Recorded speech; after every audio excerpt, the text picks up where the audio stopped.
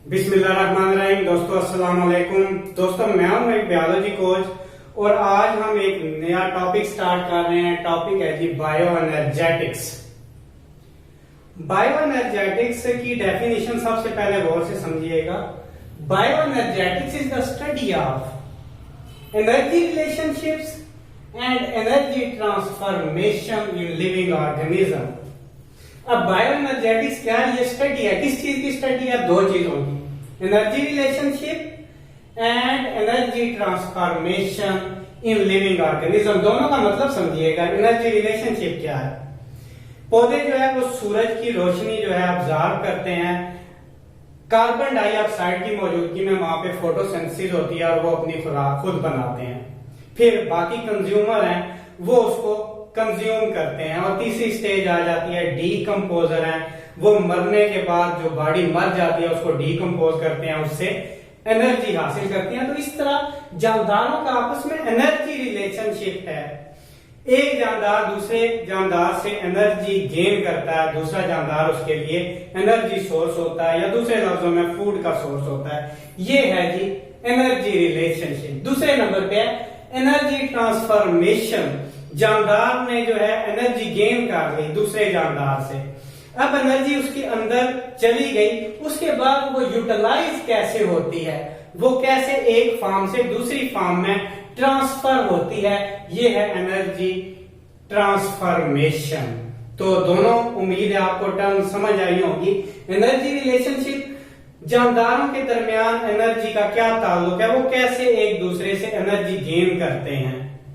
और दूसरा energy transformation, जब जानदार के अंदर वो फूड चली गई तो उसके बाद वो फूड जो है एनर्जी में कन्वर्ट होगी और वो एनर्जी कौन कौन सी फॉर्म में तब्दील होगी, ये है जी एनर्जी ट्रांसफॉर्मेशन। आपने वर्डिंग जो है याद रखनी है, क्योंकि वर्डिंग जो है इंपॉर्टेंट होती है। आपने एग्जामिनेशन में पेपर में क्या लिखा है। अब बायो एनर्जेटिक्स की डेफिनेशन बहुत इंपॉर्टेंट है, गौर से सुनिएगा।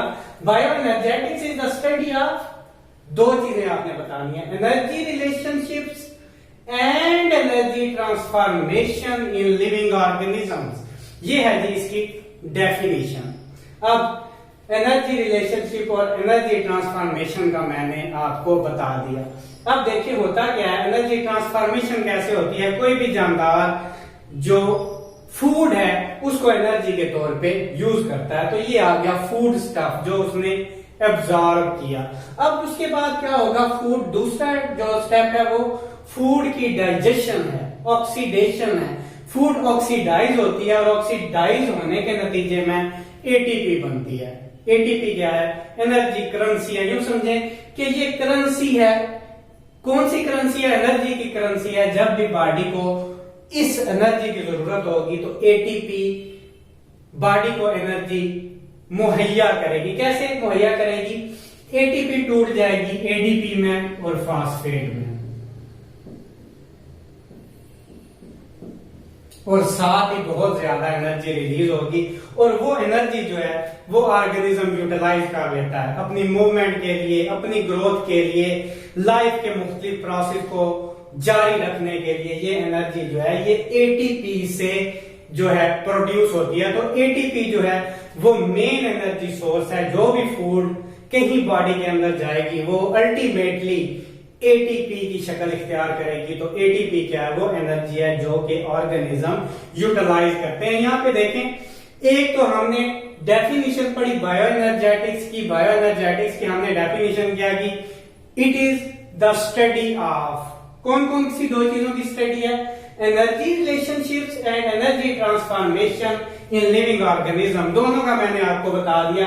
एनर्जी रिलेशनशिप क्या है? कुछ फोटोसिंथेटिक ऑर्गेनिज्म है, अपनी खुराक खुद बनाते हैं, दूसरे जो है उनसे खुराक ले लेते हैं। इस तरह जानदारों का आपस में जो वो रिलेशनशिप बनता है उसको हम कहते हैं एनर्जी रिलेशनशिप्स। और फिर जब एनर्जी बॉडी के अंदर आ गई या पौधों ने अपनी खुराक बना ली तो वो जो एनर्जी एक फॉर्म से दूसरी फॉर्म में जाएगी वो है एनर्जी ट्रांसफॉर्मेशन। एनर्जी ट्रांसफॉर्मेशन का मैंने नीचे आपको बताया है। देखें, फूड है, फूड की ऑक्सीडेशन हुई, ऑक्सीडेशन के नतीजे में एनर्जी करेंसी बनी, एनर्जी करेंसी को हम जब चाहे यूज कर सकते हैं। एटीपी है, जब भी बॉडी को एनर्जी चाहिए होगी एटीपी ब्रेक डाउन हो जाएगी, एडीपी और फास्फेट बनेगा और बहुत ज्यादा एनर्जी रिलीज होगी जो कि बॉडी यूटिलाइज करे थी। ये इंट्रोडक्शन है जी बायो एनर्जेटिक्स का। आगे फिर हम इसको मजीद चैप्टर को जो है लेकर चलेंगे। आज के लिए इतना ही, बाकी हम देखेंगे नेक्स्ट लेक्चर में। Thank you guys.